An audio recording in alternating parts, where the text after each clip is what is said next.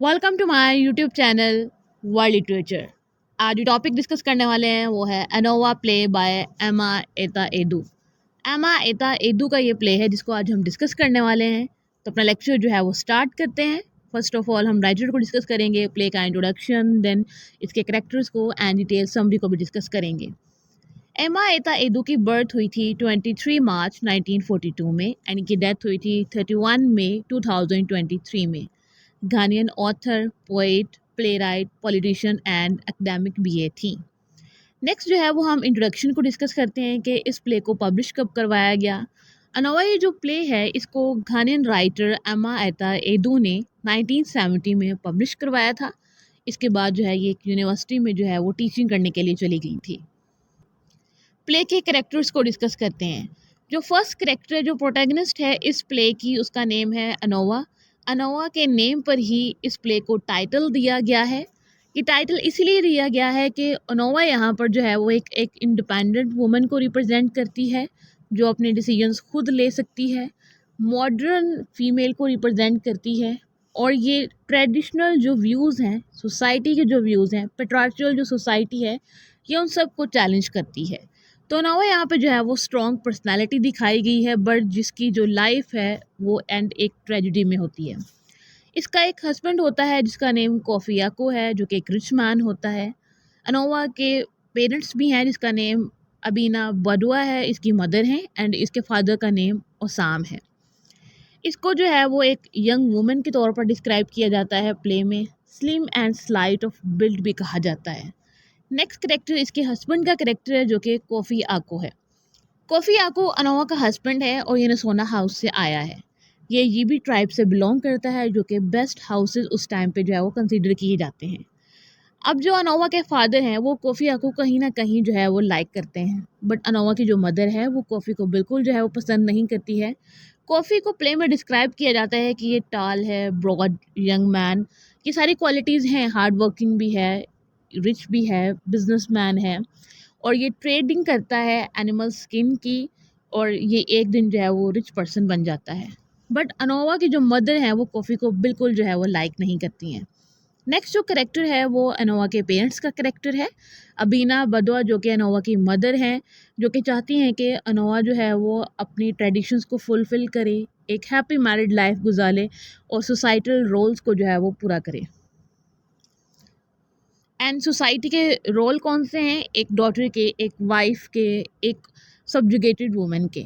Next जो character है वो एक old man and old woman का करेक्टर है। ये दोनों जो हैं वो नरेटर हैं इस प्ले के, ये फर्स्ट पर्सन नरेटर हैं और इन्हें जो है वो mouth that eats salt and paper भी कहा जाता है क्योंकि ये दोनों ही जो है वो एजड करेक्टर्स हैं और इनके पास विजडम है, एक्सपीरियंस है और ये पूरे प्ले को जो है वो नरेट करते हैं।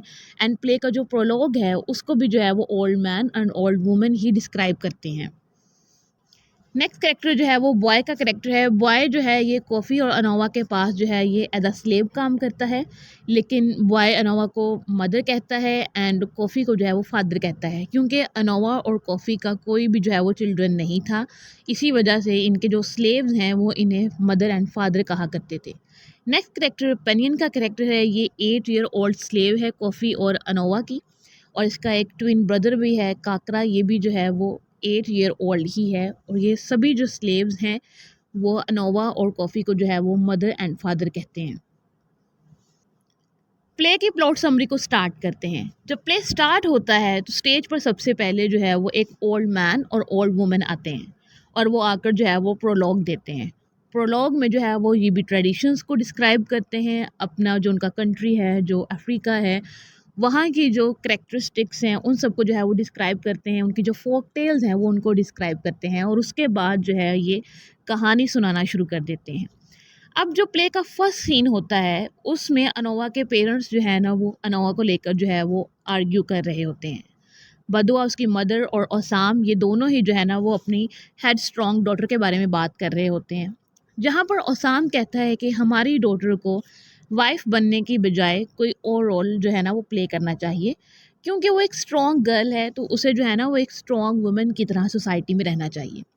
बट जो अनोवा की मदर हैं वो चाहती हैं कि अनोवा जो है ना वो सोसाइटल मोड्स को कंप्लीट करे, अपना जो रोल है as a wife, as a daughter, as a mother, वो उसको कंप्लीट करे और वो किसी से शादी कर ले। अब यहाँ पर आती है अनोवा की चॉइस की बात। अब जो अनोवा के पेरेंट्स चाहते हैं जिससे अनोवा की शादी हो, वो उससे शादी नहीं करना चाहती है। इसलिए वो किसी से जो है ना वो लव करना शुरू कर देती है। अब जो लव किससे करती है? कॉफ़ी आकू से। कॉफ़ी आकू जो कि एक हैंडसम यंग मैन है, ये इससे जो है ना वो लव करती है और दोनों ही बहुत जल्द जो है ना वो शादी भी करना चाहते हैं। बट अनोवा के जो मदर हैं वो इस कपल को रिजेक्ट कर देती हैं। वो इनको जो है ना वो कभी भी सपोर्ट नहीं करती हैं, इनके यूनियन के वो अगेंस्ट होती हैं। बट अनोवा कॉफ़ी के साथ शादी कर लेती है और ईबी विलेज को हमेशा के लिए छोड़कर जो है वो चली जाती है। अब 2 साल बाद क्या होता है कि रीडर देखता है कि स्टेज पर जो है वो नेक्स्ट सीन आता है जिसमें जो अनोवा और कॉफ़ी हैं वो रोड पर हैं और इनकी जो लाइफ है थोड़ी डिफ़िकल्ट है और ये जो है वो कुछ चीज़ें बेच रहे हैं। ये मंकी की जो स्किन है और जो कॉर्न है इन सब चीज़ों को बेच रहे होते हैं ताकि ये जो है ना वो अपना गुज़ारा कर सकें और अपनी रेगुलर लाइफ को जो है वो मेंटेन कर सकें। यहाँ पर ये दोनों जो है वो काफ़ी अफेक्शनेट लग रहे होते हैं। अनोआ जो है वो कॉफ़ी को कहती है कि मैं जो है वो कभी भी जो है वो मदर नहीं बन सकती हूँ, तो तुम्हें चाहिए कि तुम जो है ना वो सेकंड वाइफ़ कर लो। बट कॉफ़ी जो है वो इसको यहाँ पर मना कर देता है और कहता है कि मैं दूसरी शादी जो है वो नहीं करना चाहता हूँ। कॉफ़ी एंड एनोवा बहुत टाइम से ट्राई कर रहे हैं कि वो चाइल्ड को कंसीव कर लें बट ऐसा नहीं हो पा रहा है जिसकी वजह से अनोवा बहुत डिप्रेस है और अनोवा चाहती है कि वो किसी वेस्टर्न डॉक्टर के पास जाए और अपनी इस चीज़ का जो है वो ट्रीटमेंट करवाए। बट कॉफ़ी चाहता है कि वो किसी मेडिसिन मैन के पास जाए। तो यहाँ पर जो है वो इनकी थॉट का जो है वो क्लैश होता है। जो अनोवा है वो यहाँ पर जो है वो मॉडर्निज्म को रिप्रेजेंट कर रही है एंड कॉफ़ी जो है वो यहाँ पर ट्रेडिशनल व्यूज़ को रिप्रेजेंट करता है। कॉफ़ी जो है ना वो इस बात को चेंज करता है और अनोवा को कहता है कि अब हम जो है ना वो कुछ स्लेव्स रख सकते हैं जो कि हमारे लिए काम करेंगे और इससे जो है वो हम बहुत जल्दी जो है वो रिच हो जाएंगे। बट अनोवा जो है वो कॉफ़ी को यहाँ पर जो है वो मना करती है और उसे कहती है कि स्लेवरी जो है ना वो एक सिन है, स्लेवरी जो है वो एक इवल है। तो मैं जो है वो स्लेवरी पर बिलीव नहीं रखती हूँ, तो मैं चाहती हूँ कि तुम स्लेव्स ना रखो। बट कॉफ़ी जो है वो इसकी कोई बात नहीं सुनता है और बहुत सारे जो स्लेव्स हैं उनको हायर कर लेता है।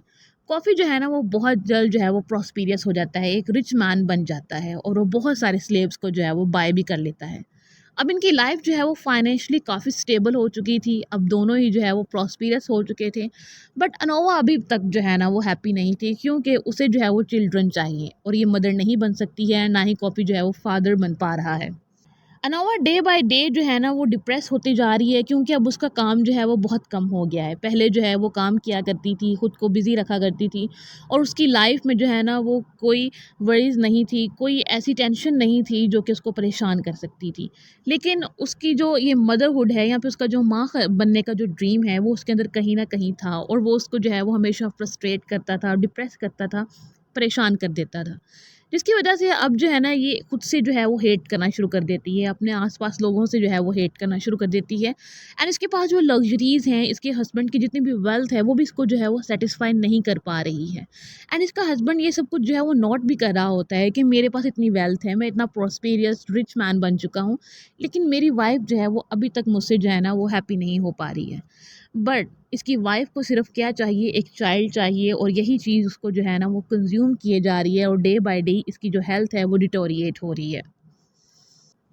अनवा अपने हस्बैंड को अगेन कहती है कि तुम सेकंड वाइफ़ कर लो, मे बी उससे जो है ना वो तुम्हारी कोई औलाद हो जाए, कोई चिल्ड्रन हो जाए, उससे जो है ना वो मुझे भी कोई बेनिफिट हो जाए। बट कॉफ़ी अगेन इसको जो है वो मना कर देता है और कॉफ़ी जो है ना वो काफ़ी ज़्यादा रिच मैन बन चुका है, लेकिन अनवा अभी तक इससे जो है वो बिल्कुल हैप्पी नहीं है।